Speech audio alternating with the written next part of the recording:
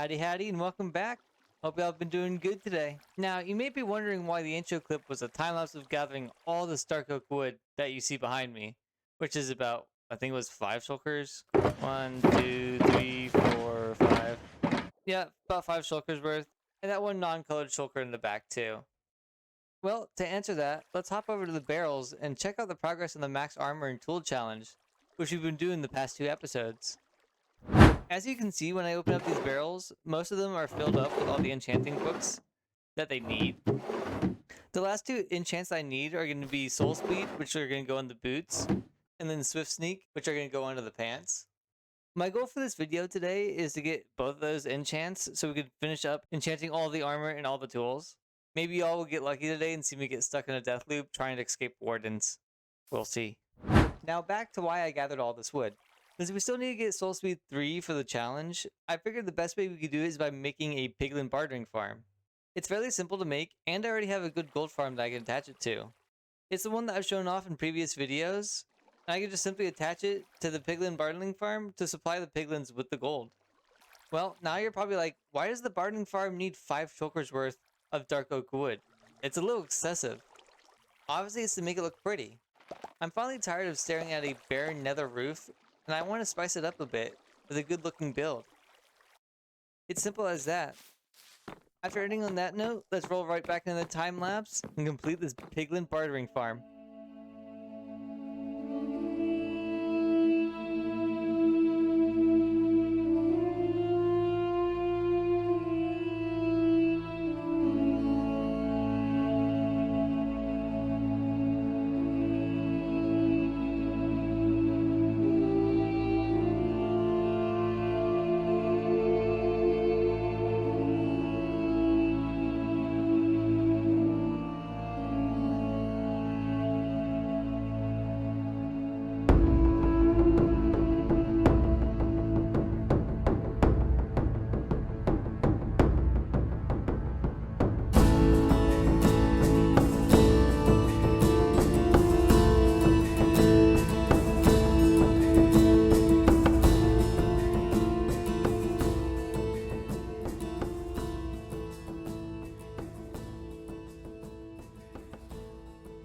We're going to take a little break in the middle of this time lapse just to kind of explain what's going on.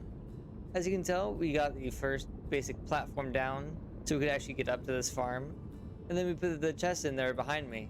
They're not quite finished yet. I still need to put all the items into the item frames so when you walk up to it, you know exactly where everything is. But it's just a basic item sorter where when the piglins are done trading, the items pop out onto that iceway, get knocked that way, and just goes along a big array of sorters, kind of like the other side of the first level gold farm over there. Hopping back over into free cam to kind of explain the smell section. This is where the actual bartering happens. I'm gonna have to get 8 piglins into this little hole, with a little leaf cover on top of it. Over here we'll dispense out gold, and it's just on a basic timer, so when I turn the farm on, it starts this timer right here. Whenever that observer right there observes a change, it makes this redstone torch turn on and off 8 times, dispensing 8 ingots at a time. Hence why we need 8 piglins in the little hole. From there, going up from into this chest, this is just the extra supply of gold. If this chest ever gets full, this redstone piston turns on to block that hopper, and all that extra will just flow into these chests right here. Whenever I need gold, I can just grab it right there. I kept this section up here pretty much the same, except I had one module where it's just a bunch of auto crafters crafting gold nuggets into gold ingots, which then the ingots will be used for piglin bartering. So far, I kind of like the flow that I've done with the levels, where it kind of leads you up to the left first and then off to the right, and everything just kind of balances back out to the right that way. Once we actually get the structure in here, you'll see that it fills out the space much better. One problem that I do need to fix right now is, as you can tell, I got these zombie piglins spawning, which I do not need them spawning here because, first off, it could be dangerous, and then second, it affects the raids at this farm, which is not good if I'm trying to AFK it. Alright, let's do a transition where everything will be spawn proofed and in the item frames. And we're done. Pretty much got all the buttons set where they need to be, so nothing should be spawning on this. If I ever do find something spawn, you know I'm just gonna put something there, so it'll be just fine. But I also got all the item frames done in the back.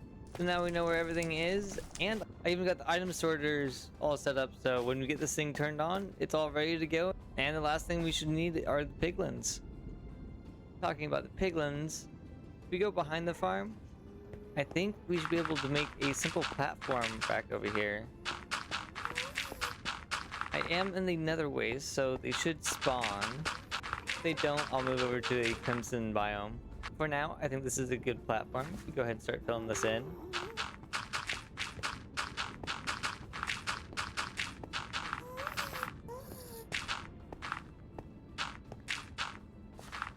Next, let's go ahead and start putting a ring of glass around this so the piglins don't run off anywhere. I guess it does let the baby ones through too, since I don't really need them. With the ring done, I think we'll start the collection corner over here. So I think I'm going to try to lead them this way.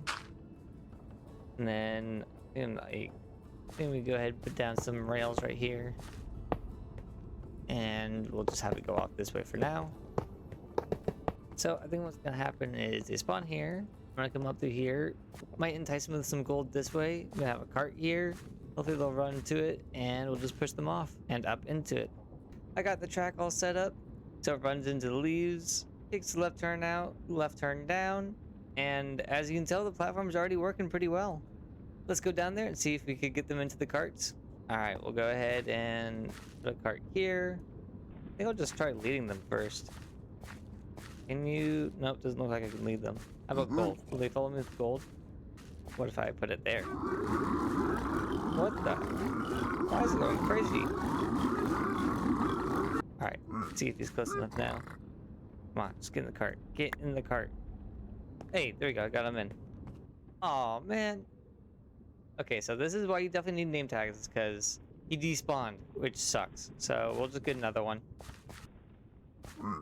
Alright, got one. See if you got the second one. I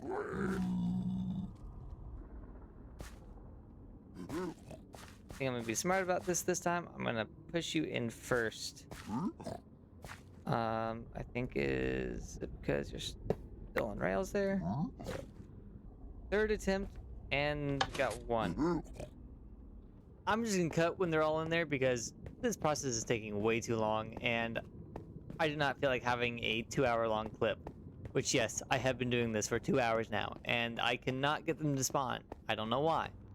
But hey, let's just move on to the next clip.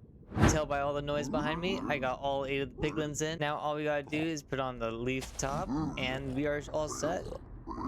I think before I take all this down, let's go down here. Should be primed with gold, I believe. And now, if I flip this, we should start getting stuff out. I'm gonna go into the free camera quick. Nice, look at that. All right, everything got picked up. Trash stuff goes towards the end, into the chest. Look at it get sorted as it goes down. That's so cool. I forgot to preface this in the beginning of the video. This is not my design. I will be linking the person who made it in the description. I don't have it off the top of my head right now, but they will be in the description. Alright, since we've got all the redstone bits done, and I believe working pretty well, we can go ahead and move on to doing the exterior. Let's go right back into that time lapse.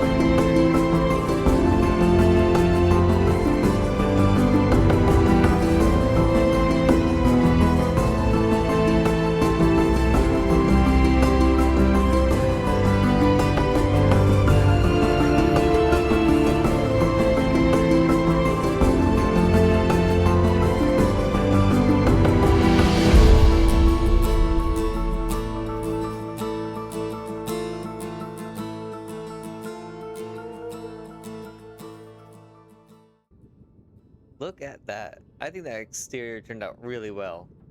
I'm very proud of this build. Love the medieval slash Victorian style that it has with the arches. Definitely one of my favorite builds I've done in a while. I do plan on in the future building an extension off to the right side over there. I think I'm going to try to make it like a big pad that's open for an observatory or something like that. Then I'm going to somehow try to incorporate a tower in the middle to kind of cover this section, and then leave this all exposed at the top. But for the beginning bit, this is a great point for it to start off at. I can just go ahead and give you guys a quick tour. If you just come up to the stairs to the left, you have a nice little interior that it follows when you go up. There is a rail missing here though. This is the only thing I forgot to add, which I think it might just help with sightlines. That's me totally not trying to be lazy and not wanting to do another rail.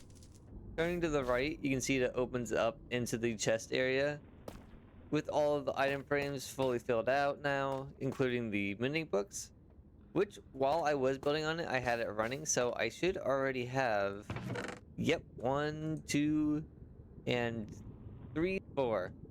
All 4 Soul Speed 3 books that I need. Continuing with the tour, if you go immediately to your right, I made this little small balcony kind of stand out and gaze off out into the horizon, which hopefully I will fill up this scene with the nice nether hub over there.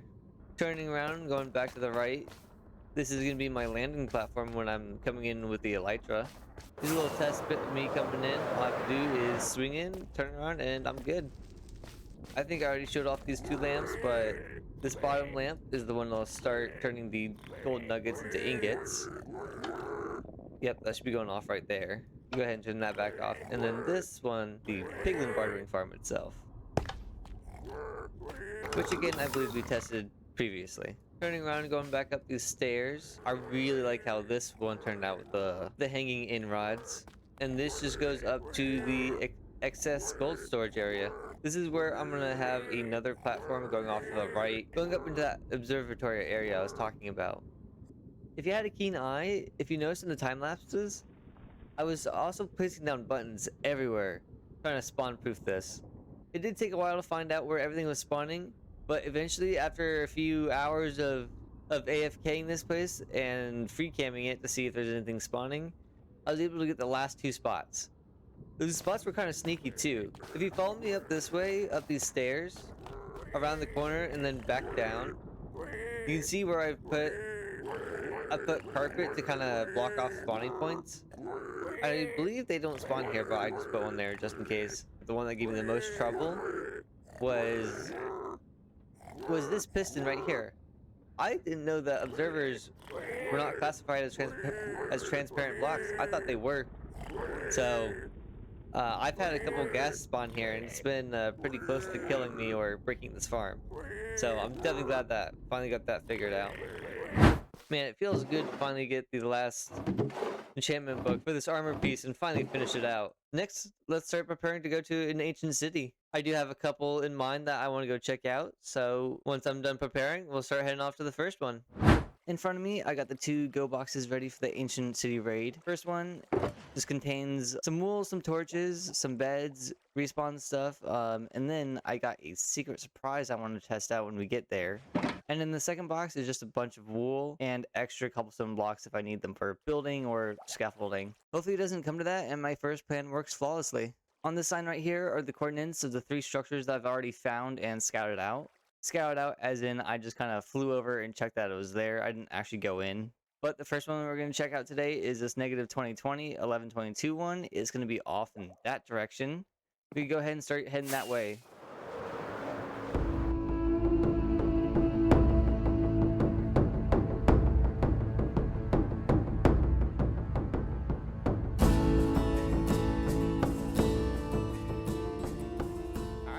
Down here. I did make a little prepping area for myself. I also made a portal so I can easily portal back and forth in this place if I ever need to. Or in the event I break a bed down here and have to go back to my base, which that would be a very long haul. I think we'll keep the shulkers towards the entrance over here, and I'll also put my bed right here so I can easily come in and out. Plop down an infinite water source right there because I'll be needing it later, and then grab my ender chest because pop that down, go ahead, and I have some empty shulker boxes. Let's go ahead and go on.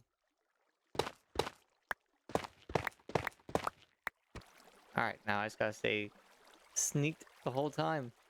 Go ahead and get these first few covered up. Okay, never mind. Gotta be careful of those candles. Let's not go up any more half slabs. Lock that one off.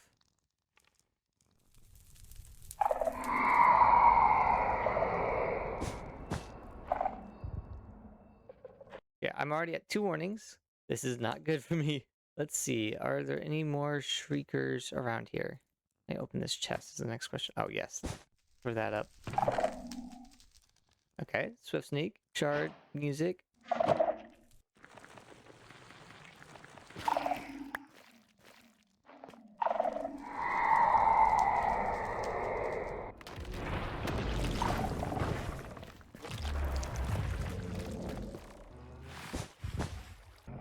I say let's ignore the problem like it's not there and just go back up. So to prevent any more slip-ups, since I'm already on, I think, 3 warnings now, which is not good, I'm going to try to make a warning switch so I don't have to deal with them spawning anymore. I'm going to be using a design by El Mango. It's going to be the simplest one in my opinion. You just go ahead and choose out the shrieker that you want, which is going to be this one for me, since it's closest to the hole. Once you have this covered, you just go ahead and go around and break the rest of the shriekers and the skulk sensors, so you don't have to worry about setting stuff off.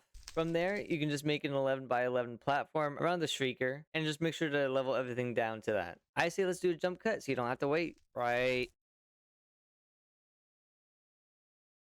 Now, I know it's been a minute, but I have been pretty productive.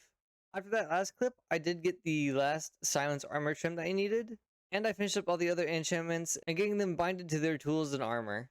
Now with me fully equipped with netherite and the trimmings, I can finally say that this project is officially finished. Definitely not proud of myself for how long it took, but hey, it still got done in the end. I have started working on the mountain project, which you can see in this back corner. No, it's not a chunk error. That actually was about a month's work of just digging. And then I've also started to design how the actual mountain range is going to be. Hopefully in the next episode, we can work on maybe getting like the center focal point, which is going to be lined up right about here. Actually, no. I think I put the center right about here. So the whole focal point of the mountain range is going to be this center right here. Gonna have some peaks off to the left and the right. And then just some cool water features. I have been learning Axiom, so that was a fun little learning curve to figure out how to get the terrain and texturing how I wanted it. And then, of course, I did some of my freehand building in there. I'm very excited to show it off to you guys in the future. Well, it's definitely been a long episode. Definitely not because it took me 3 months. But I'm going to end it here, and I'll see you guys in the next one. Bye!